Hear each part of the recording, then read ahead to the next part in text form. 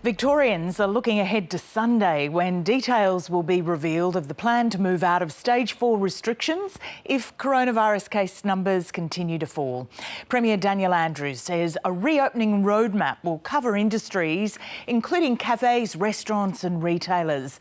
State Parliament sits again today with the Upper House expected to vote on an extension of the state of emergency powers. The focus will also be squarely on the Victoria-New South Wales border, with New South Wales Premier Gladys Berejiklian visiting Albury to announce details of the highly anticipated new border bubble.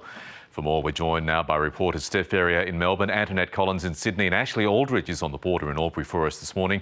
Good morning to all of you, and Steph, starting with you, what are we expecting to see in the Premier's roadmap? Hi Michael, yes, the Premier has flagged a traffic light system to denote varying levels of restrictions for businesses as we come out of this lockdown. Although Premier Daniel Andrews is not going to release details of this roadmap until Sunday, he says that another week of data is crucial to setting out a definitive plan.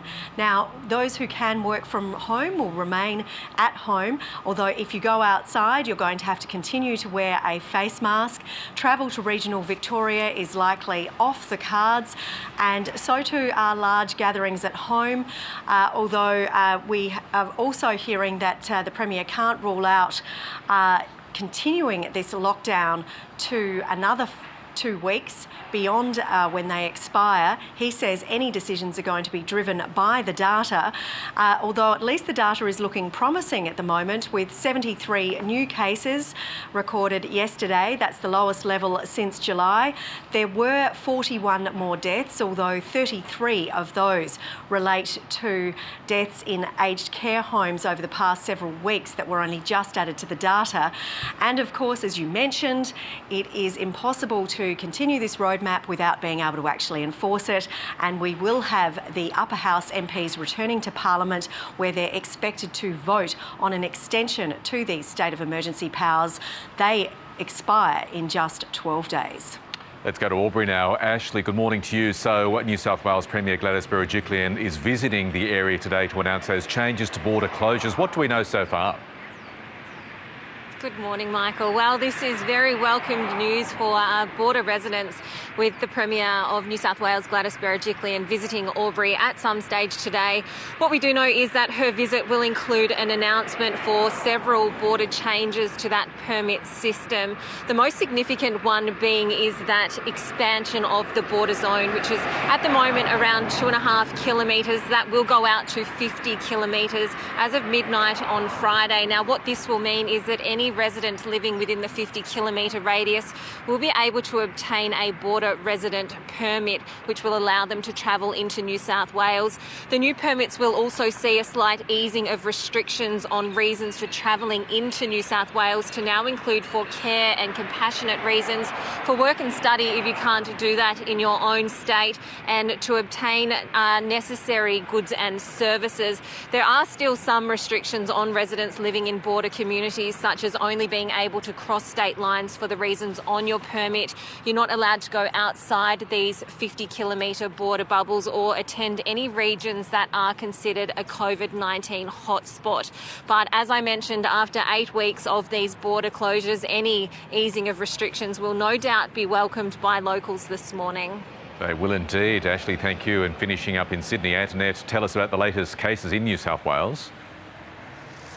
Well, Michael, early fears that this Sydney CBD cluster would spread out and take hold across the city have subsided somewhat after very low case numbers yesterday. New South Wales recorded 10 new COVID-19 cases. 6 of those are returned travellers in hotel quarantine. So that leaves just 4 community cases connected to this CBD cluster, which now stands at 34. Now, yesterday, the Chief Health Officer, Dr. Kerry Chant, said if this pleasing picture continues through the week and numbers stay low, then health advice banning visits to aged care facilities could potentially be lifted in time for Father's Day. However, early this morning, a restaurant in Newtown, It's Time for Thai, has shut its doors after it was informed of a positive case attending there, although we're working to confirm at this stage whether or not a self-isolation order is in place. That might be updated later this morning. But authorities are also looking at CCTV footage from a bus bus service where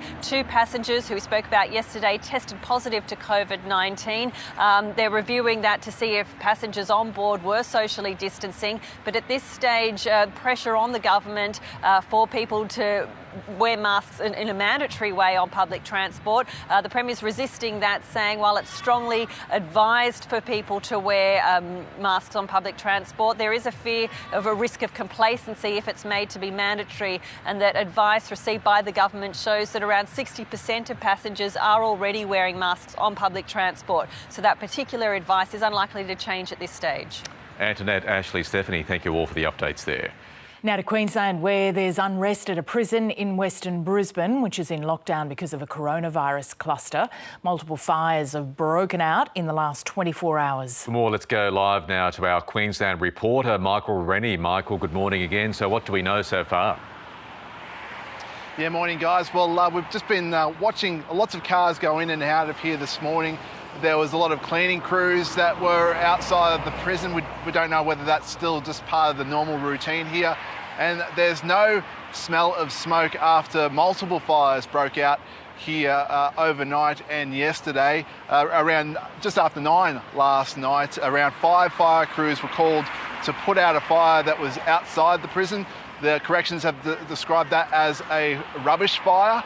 And they were here for about 3 to 4 hours, so into the early hours of this morning. The first fire started just after 11 crews were called. Around 3 crews attended to that one, and that has been described as inside a cell. It was a mattress fire, and they put that fire out. And there's been reports from corrections of multiple fires throughout the prison yesterday. We found some external fire on the grass, which were extinguished. There was also some internal combustible material that was on fire. Crews went into action to extinguish those fires. The prison is currently in a stage 4 lockdown that really restricts the movement of the prisoners, so they can't really stick to their usual routine. And so, look, could be a frustrating situation for some of those prisoners at the moment inside this prison. Could be a very uncertain day ahead. Michael Rennie, we'll look forward to your reports over the course of the morning. Thank you so much, mate.